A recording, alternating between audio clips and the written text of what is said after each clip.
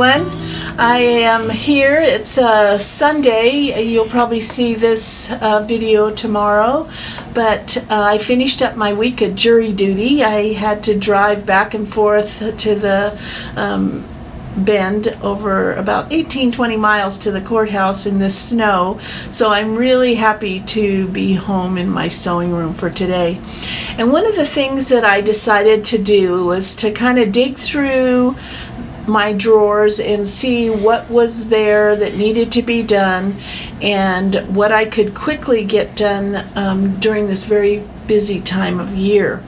So this is the thing about me, is that sometimes I get excited about stuff and I am stitching away, and once the stitching part is done, it gets filed away and never gets to the completion. It's kind of like writing several chapters of a book and then never finding out who the killer is at the end. But with that said, I was digging through and I found this little stitchery that I had done. It was a pillow for Enzo. That's why I put his name in the little tab that's on the basket. And so I'm going to finish this pillow to put on his dog bed. So the first thing I did was choose what fabric I wanted for the backing. And one of the things that I was taught by my friend Robin was how to make piping. And I just love the way piping looks. So I'm going to show you how I do it and how I do my back. So I don't like to put zippers in pillows or Velcro, and one of the ways I make the back of my pillow is to take two separate pieces and make sure they overlap. I measure the size of the piece and then I can lay them out and know that they're going to cover the whole back of this pillow.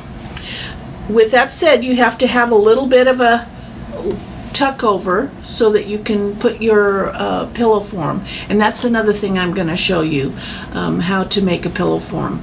So what I want this to do is to overlap from the top to the bottom, so that's no dirt or dust gets inside your pillow. If you put it this way, then this could open up, and when you have it on your couch or dog bed, stuff would get in there, or maybe you could hide treats. But that's what I did to make the back. So the back is already made. I put a little seam on the edges, on the raw edges that overlap. This edge will be caught in the seam allowance of the pillow. Then for piping, I bought this at a local fabric store, cable cord. It is a 7.1 millimeter, it's kind of a medium size. You can do any size you want. One thing you need to know is that it does start to unwind, but you can wrap masking tape over it to keep it together. Also, I discovered when I went to Fabric Depot a couple weeks ago that they sell it by the yard, and it's like 25 cents a yard. So that is a much cheaper way, although it is not the same quality as this Dritz cable. So I found some of this in my closet from our last pillow adventure, and that's what I'm going to use. So the way to make piping is, depending on the size of your cording, you want to cut strips that are a little bit bigger when they wrap around. So I chose this fabric, I measured my cording, and I cut on the bias just because it kind of makes that corner nice and neat, about 1.5 inches wide. And then I strip pieced all of my bias strips together till I had the length that I needed by the measured cording. I just kind of laid the cording around my pillow, gave a 1/2 inch more on either end, cut it off, and that's the length I need.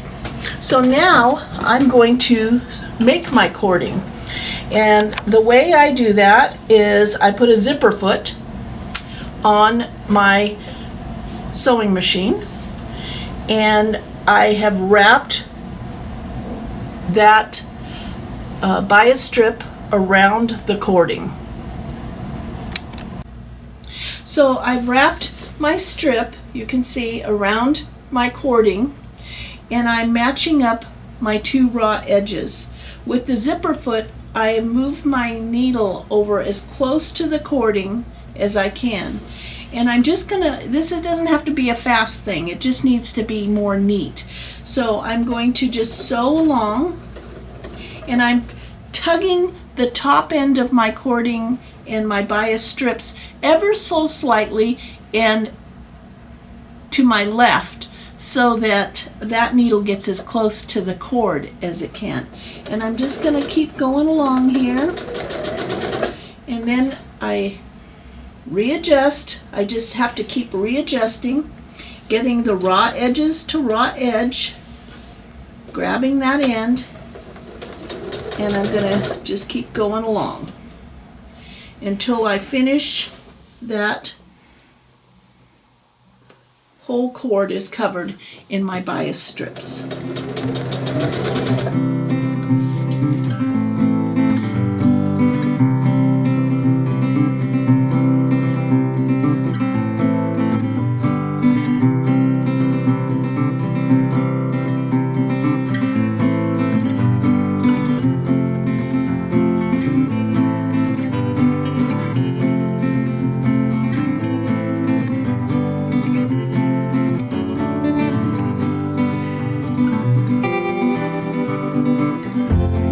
So I've come to the end of my cording, and I still had more of my bias strip. So I back stitched a little bit, and then I'm cutting it because my bias strips, just because of the way I cut them, are just a little bit longer than the cording that I need. And so I'm just going to cut that off right to the end of my cording. So that's that. So I do know that there's probably machines. Wow, it's really snowing. We're going to be shoveling all afternoon. I can tell. This is like big flakes coming down. Anyway, there's probably sewing machines that actually have a cording foot and make cording. I don't have one of those. So this is how I made my cording. It has a little bit of a lip, and now I have my cord covered in really cute fabric. So now I'm going to attach it to my piece here.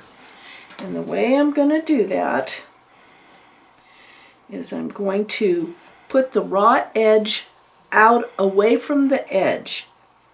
And I always start at the bottom so I can tuck that two end pieces underneath. And I'm going to start sewing. So I need to move my needle over to the other side of the zipper foot so that I can sew right against the edge of the now covered cord. And the raw edge of my cording is going to be on the raw edge of my piece. So I move my needle over as far over to the left as it will go. You guys that have a cording foot are so lucky. And then I'm going to start sewing by keeping the raw edge of the cord to the raw edge of my piece.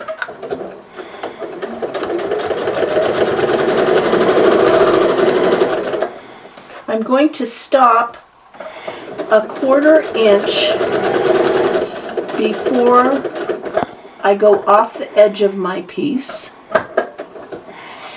I'm going to lift the foot up, I'm going to bring it around, and I'm just going to turn this cording over. Do you see how I did that? And I'm going to make sure I'm, like with my fingernails, pulling the cord over and going to put my zipper foot down, and I'm going to bring that needle back onto where my stitch line is, where I made the cord. And again, the raw edge of my cording is at the raw edge of my piece. And so now I'm going to go down this side. And I just kind of readjust everything. I don't just keep going. I make sure that I try to straighten it all up.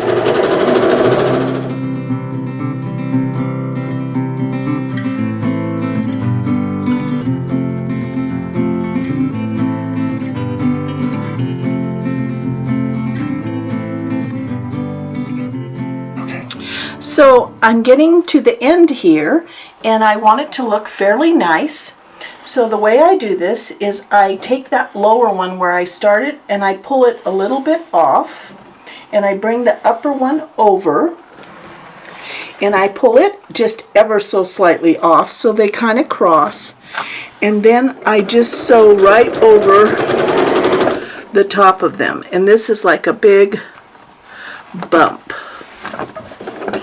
And I'm going to sew, I'm pulling the back, I'm sewing right over the top of the cording, not staying on the seam of that upper one.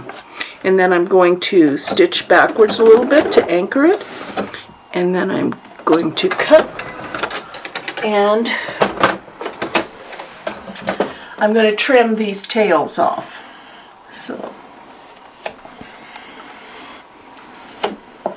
So there's my cording. Now, next step will be to put the back on the pillow.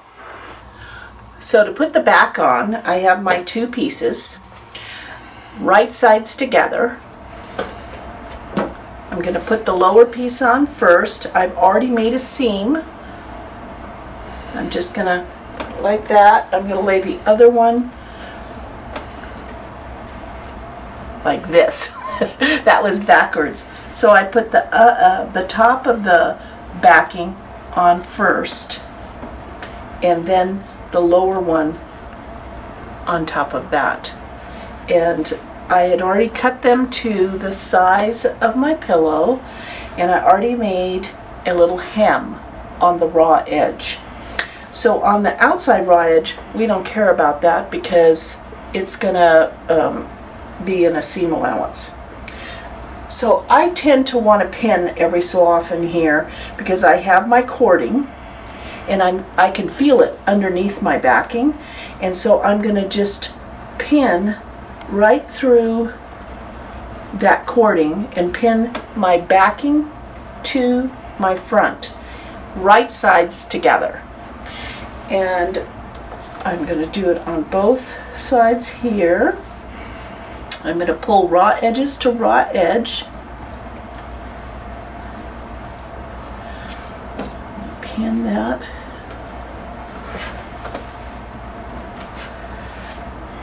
And I'm going to pin this bottom. This one's the tough one because it has the cording that's gone over each other. And there are other ways to finish off the edge. I'm just showing you my way.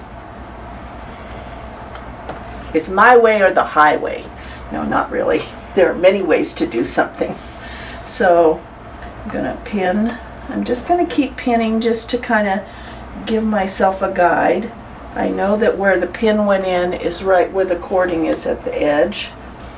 And before I pin here on each corner, I'm going to actually snip a little bit as the cording on the raw edge, just so it has a little bit of looseness or give. Because see how that my raw edge is kind of curling up on the cording, so I'm going to just snip it a little bit as it goes around the corner so it'll lay down.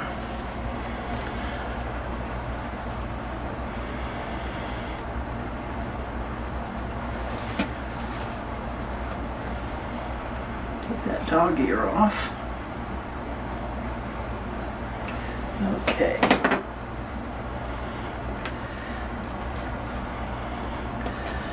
Okay, so now I'm finding that edge of that cording, and I'm going to pin the front to the back, or the back to the front, trying to line up those raw edges. So your back is going to be a little bit looser, so I'm just going to kind of go around and keep pinning.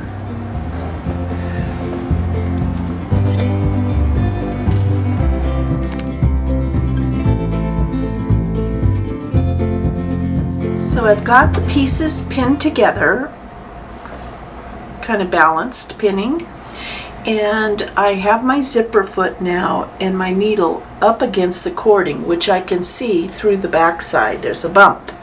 And now I'm going to go all the way around, catching the raw edges together and right up against the cording. So here I go. I can tell you that there are many classes you can take, both online and in your local quilt shop, but a lot of times we just don't have the time, or where we live there just isn't the availability. So it's kind of fun to share some knowledge we might have picked up from someone else. And this was definitely something that my friend Robin shared with me, and I love this,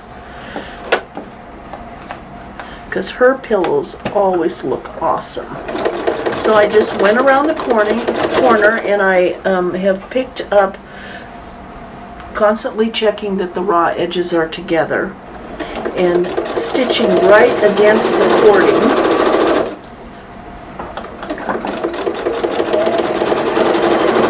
And you know how I put my finger, whoop, I'm cut on my needle. When I put my finger on this piece, I can actually make the cording pop up a little bit, so I really know when I'm against it. Now I'm going around a corner, so I go a little bit slower. And I'm going to keep against the cording. Look at how my kids used to tease me when I would play video games with them, that I sometimes would hit them in the face with the controller because I'm going like this with the controller. And here I can tell I'm going around my pillow and I'm like taking the curve. I crack myself up. So I'm going down, and I fully admit that I sew over pins. So that is why I use the thin Japanese pins, because I don't usually hit those. So I'm gonna, and see right here I have a little bit of a tight thing here, so I'm gonna just push my cording a little bit and bring my edge out. And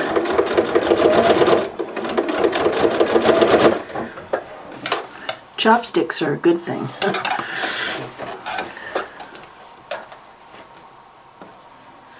So I'm pushing my cording, get it out of the way.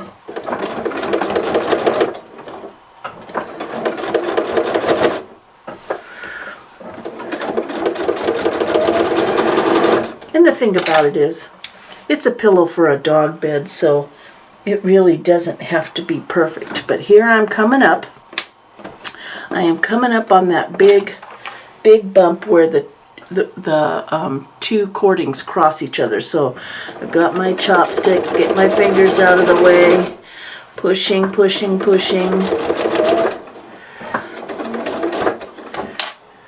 Let's see. We can do it. We can do it. Yay! I went over. Now, as I go around the corner, I'm going to make sure that cording stays over.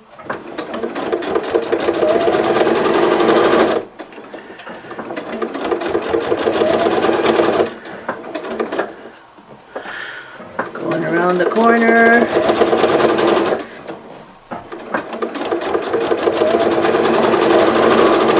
And I've reached the other end. Yay! Backstitch a little bit.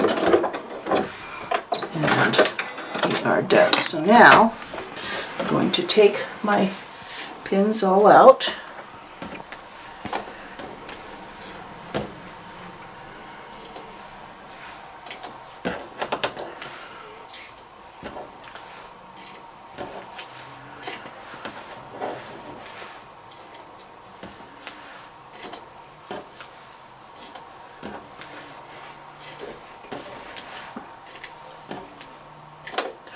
Okay, so now I'm going to trim the corners a little bit.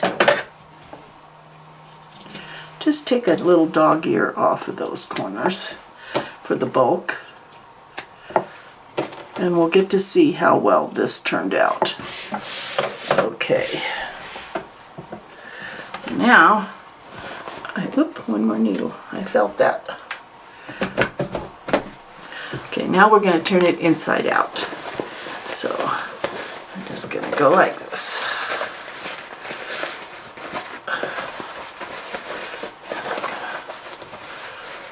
I'm going to poke it out with my hand. Look at that. How fun is that? I just am so tickled with myself.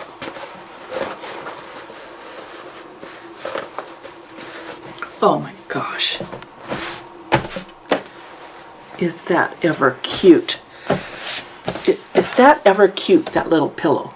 So now, my next step is to make the pillow form, because I do not have a pillow form, and I've had an issue recently where I've been making pillows where there is no pillow form to the size I make my piece.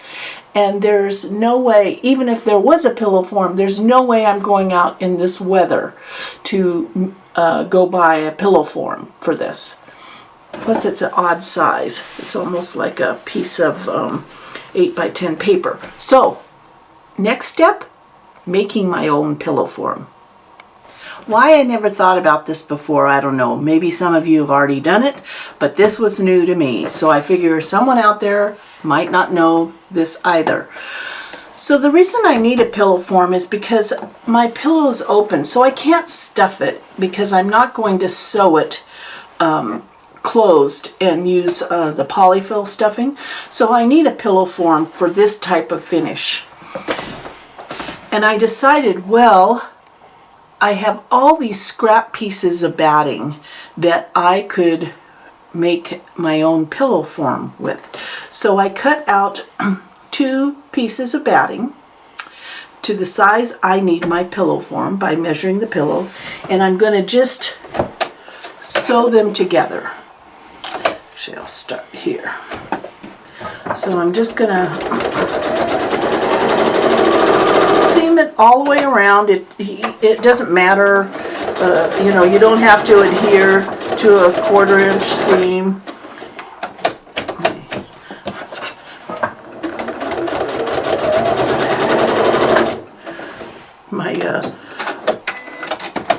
See how it's crooked here, but that doesn't matter. I'm just going to move it over. This is, I'm going to sew it closed, except for a little opening at the top. Doesn't have to be pretty, just has to be together. I'm making a little pillow form.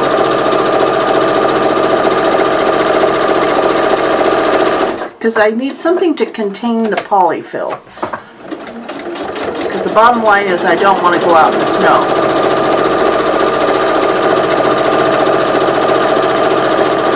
Except when I have to shovel my driveway.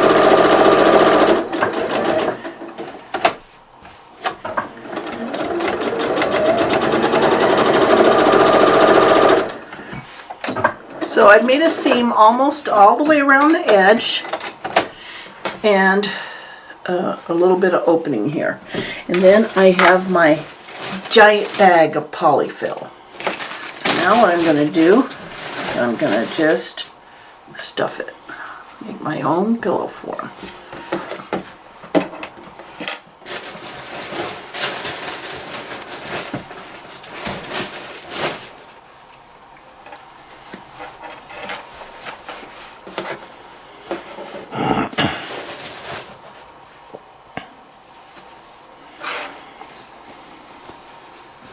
I'm saving a lot of money too, which is always a good thing this time of year.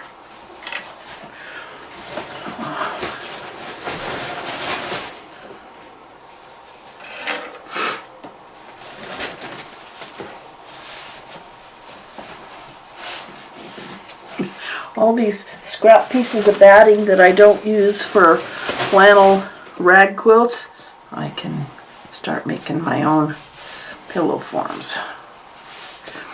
I don't want to stuff it too much, just a nice puffy there a little bit. Just make sure I get my corners. Just moving the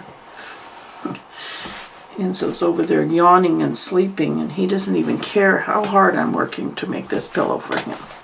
Okay, so I think that's good enough. So now all I'm going to do is push the polyfill down a little bit, and I'm going to seam it closed.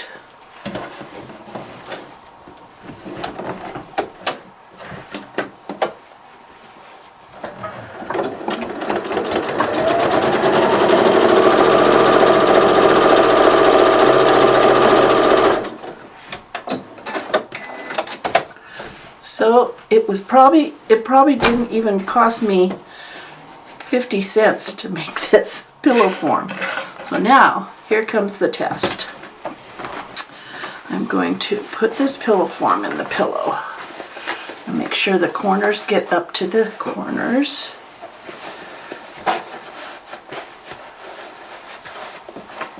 Ooh, that polyfill just makes my nose itch.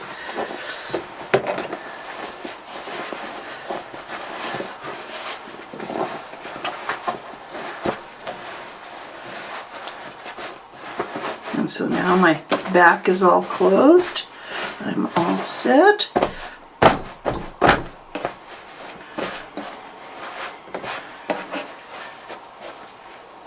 Oh, look at that. Enzo, come here. Look at your pillow. Do you like it? Do you want to shake? Say thank you for the pillow? Say hi.